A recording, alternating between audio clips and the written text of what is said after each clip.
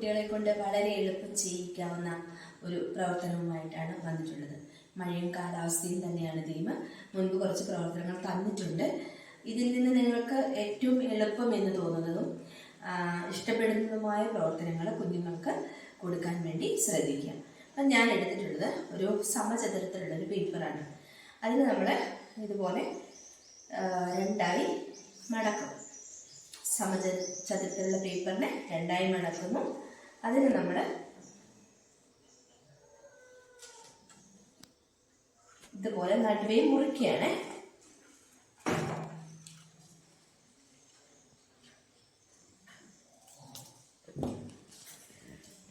ഇതുപോലെ മുറിച്ച് രണ്ട് പീസുകളാക്കി എടുക്കുന്നു.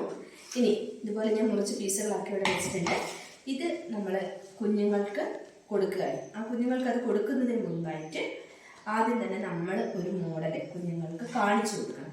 എങ്ങനെയാണ് ചെയ്യേണ്ടത്? ഓരോരുത്തർക്കും, കുട്ടികൾക്ക് ഓരോരുത്തർക്കും പേര് വിളിച്ച് അവർക്കുള്ള പേപ്പറുകൾ നൽകിയതിന് ശേഷം ഈ പേപ്പർ എടുത്തിട്ട് നമ്മൾ സാവധാനം ഇതാ ഈ പേപ്പർ ഇങ്ങനെ പിടിക്കുക. എന്നിട്ട് തന്നെ ഇങ്ങനെ മടക്കണം. അതിൻ്റെ പകുതി വെച്ച് ഇങ്ങനെ മടക്കാൻ വേണ്ടി പറഞ്ഞു കൊടുക്കണം. പകുതിയിൽ കുറച്ചുകൂടെ അധികം വെച്ചിട്ട് ഇങ്ങനെ നോക്കുമ്പോൾ ഇങ്ങനെ ഉണ്ടാവും. ഇതാണ് ഇങ്ങനെ. അപ്പോൾ കുട്ടികൾക്ക് പേപ്പർ എങ്ങനെ വേണമെങ്കിലും അവർ മടക്കും. അപ്പോൾ നമ്മളത് കൃത്യമായിട്ട് പറഞ്ഞു കൊടുക്കണം. എങ്ങനെയാണ് ഇത് കണ്ടു. അപ്പോൾ ഒരു ഭംഗിയുള്ളൊരു തോണി കുഞ്ഞുങ്ങൾക്ക് സിമ്പിളായിട്ട് ചെയ്യാൻ പറ്റുന്ന ഒരു ആക്ടിവിറ്റിയാണ്. ഇതും കൂടെ ഞാൻ കാണിച്ചു തരാം.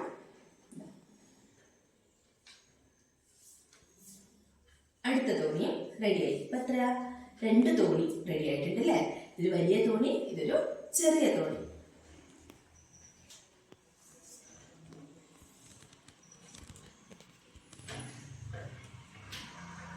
പച്ചത്തോണി റെഡി ആക്കിയിട്ടുണ്ട്.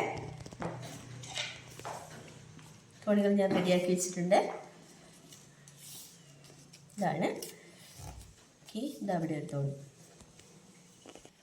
അപ്പോൾ നമ്മൾ വ്യത്യസ്തമായ തോണി, വ്യത്യസ്തമായ കളറിലുള്ള വ്യത്യസ്ത വലിപ്പത്തിലുള്ള തോണികൾ ഉണ്ടാക്കി കഴിഞ്ഞു.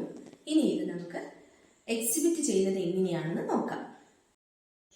ഇനി നമുക്ക് ഇത് പ്രദർശിപ്പിക്കുവാനുള്ള ചാർട്ട് പേപ്പർ തയ്യാറാക്കാം.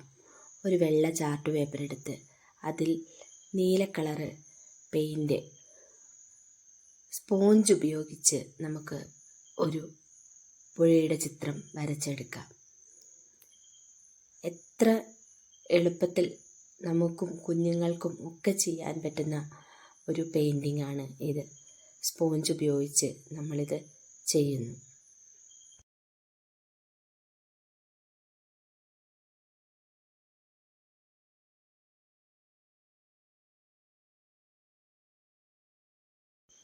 ഇനി നമുക്ക് പുഴയുടെ ഇരുവശങ്ങളിലുമായി മനോഹരമായ ഓരോ മരങ്ങൾ കൂടി വരച്ചു ചേർക്കാം. സ്പോഞ്ച് ഉപയോഗിച്ച് തന്നെ വളരെ ലളിതമായി കുഞ്ഞുങ്ങൾക്കും നമുക്കും ഒക്കെ വരച്ചു ചേർക്കാൻ പറ്റുന്ന ചിത്രമാണ് ഞാനിവിടെ വരയ്ക്കുന്നത്. ഇലകൾ വരച്ചതിന് ശേഷം നമുക്ക് 1-2 പൂക്കൾ കൂടി അതിൽ വരച്ചു കൊടുക്കാം. അതിനുശേഷം മാർക്കർ പെന്നുപയോഗിച്ച് അതിൻ്റെ തടിയും കമ്പുകളും വരച്ചു ചേർക്കാം. ആർക്കും വളരെ എളുപ്പത്തിൽ വരയ്ക്കാൻ പറ്റുന്ന ഒരു ചിത്രമാണ് ഇവിടെ തയ്യാറാക്കിയിട്ടുള്ളത്. ഇതിലും ലളിതമായി ഇങ്ങനെയുള്ള വരകളൊക്കെ ചെയ്യാൻ എല്ലാവർക്കും സാധിക്കും. അപ്പോൾ വ്യത്യസ്തമായ അനുഭവങ്ങളുള്ള ആളുകളും ഉണ്ടാകാം. അതൊക്കെ മറ്റുള്ളവർക്കും കൂടി പ്രയോജനപ്പെടുന്ന വിധത്തിൽ ഷെയർ ചെയ്യാൻ എല്ലാവരും ശ്രമിക്കുക. ഇനി നമുക്ക് ഉണ്ടാക്കിയെടുത്ത തോണികൾ എങ്ങനെ സ്ക്രീനിലേക്ക് പ്രദർശിപ്പിക്കുന്നു എന്ന് നോക്കാം. കുട്ടികൾ ഉണ്ടാക്കിയെടുത്ത ഏതൊരു വസ്തുവും അത് പ്രദർശിപ്പിച്ച് കാണുമ്പോഴാണ് അവർക്ക് ഏറ്റവും സന്തോഷം.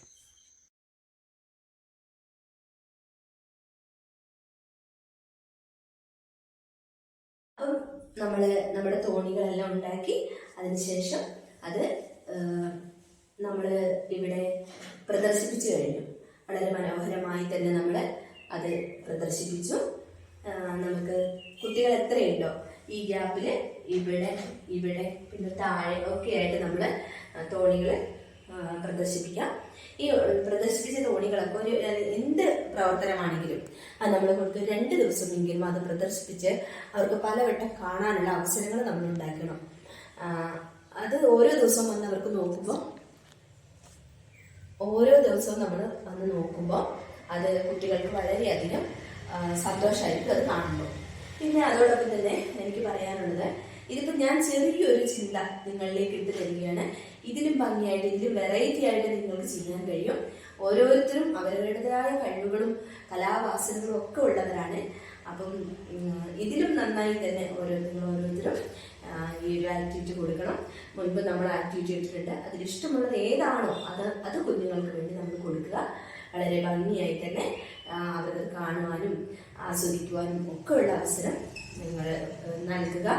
ഈ വീഡിയോ കണ്ടതിന് ഒരുപാട് സന്തോഷം, നന്ദി. അടുത്ത വീഡിയോ വരെ വെയിറ്റ് ചെയ്യാം. അപ്പം വീഡിയോ കണ്ട എല്ലാവർക്കും താങ്ക്സ്. നമ്മുടെ വീഡിയോ ഇനിയും കാണാം. അടുത്ത ഒരു പുതിയ പ്രവർത്തനവുമായി അടുത്ത ദിവസം വീണ്ടും വരുന്നതായിരിക്കും. അതുവരെ ബൈ.